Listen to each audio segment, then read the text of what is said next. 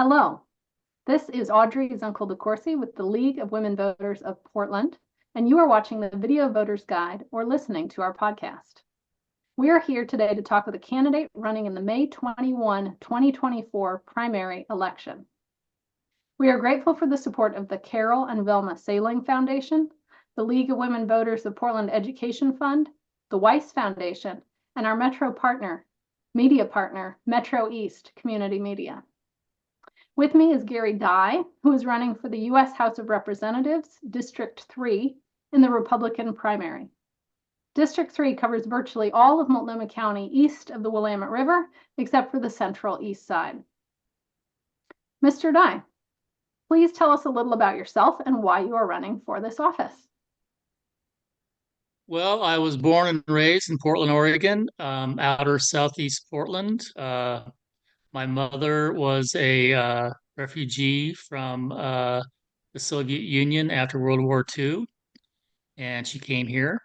And my dad was the 10th of 10 kids in Dust Bowl, Oklahoma during the Depression. They both had pretty hard lives and met up and had a couple of kids, including me. I was I went to David Douglas High School and was pretty studious. I graduated in chemical engineering at Oregon State University, and that was the first half of my career in oil refining. Then I got a job with Northwest Natural as a measurement engineer. Um, I have been retired for 10 years now, and I see a lot of things going wrong with our country. Um, and I have a lot of innovative ideas to fix things. I hope we can get to some of those ideas later on. Thank you, Mr. Dye. What changes, if any, would you support in Congress to address the issue of climate change? Well, I think climate change is overblown at this point. I don't see really the evidence of significant change and that it's going to it's a crisis at this point. We need to take more data. However, I would think that two solutions to climate change will be nuclear energy and also plug-in hybrid automobiles. I have a plug-in hybrid, and 90% of my driving is electric. Only 10% of it is gasoline. But that's when I use it when I go on long trips, and it's the perfect solution. I think everybody else, 90% of their driving would be on electric. And I think with this, the air pollution would go way down as people commuting back and forth would also be on electric and not producing uh, fumes and greenhouse gases. Thank you. What, if any, changes would you support in gun safety laws? I would have to say I'm a proud supporter of the Second Amendment. And the thing is, my family was caught up by the Clackamas Town Center shooter uh, 12 years ago. My kids were just about ready to hop on Santa's lap when the gunshots rang out. Literally, they were right there. Uh, was interviewed on TV, uh, KOIN back then because of that. Um, but what I would say is that citizens should not be allowed to have firearms that their police aren't allowed to have. Up until that, I mean, that really is the basis of our Second Amendment is, fighting against government tyranny. So you want to at least be armed as much as the government is armed. That's my position. Thank you, Mr. Dye. You are listening to the Video Voters Guide interview and podcast of Gary Dye, who is running for the U.S. House of Representatives, District 3, in the Republican primary. Mr. Dye, what, if any, changes would you support in congressional action on voting rights?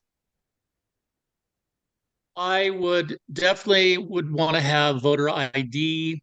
I think we should probably not send out.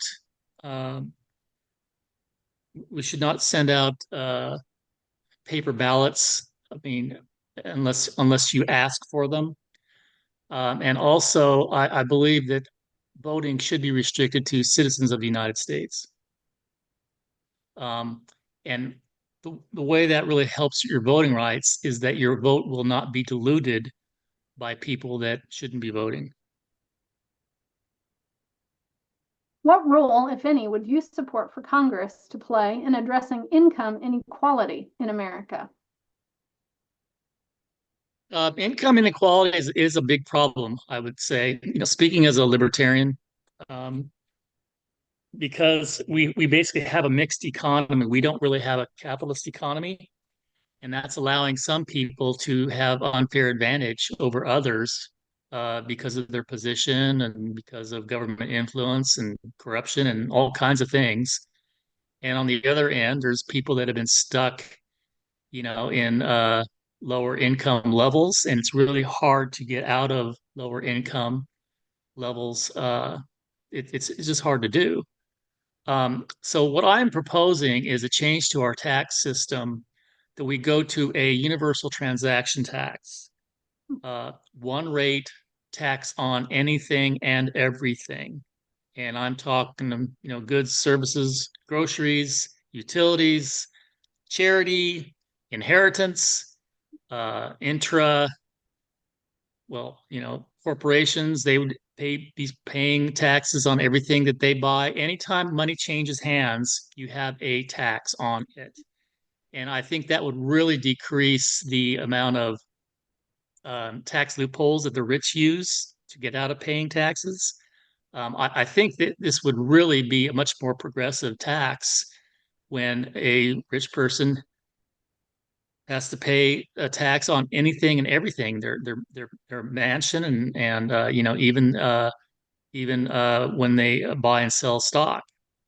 Um, but the thing is, also, I would couple this with a universal basic income to help people on the lower end. I think that would be a fair thing to do.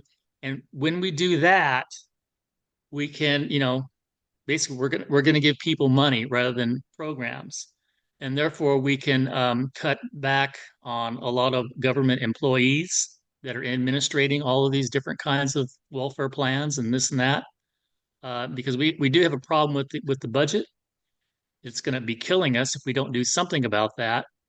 And I think a universal transaction tax and a universal basic income would be a good 1-2 combination to help on our budget and our deficit, and of course our national debt. Thank you, Mr. Dye.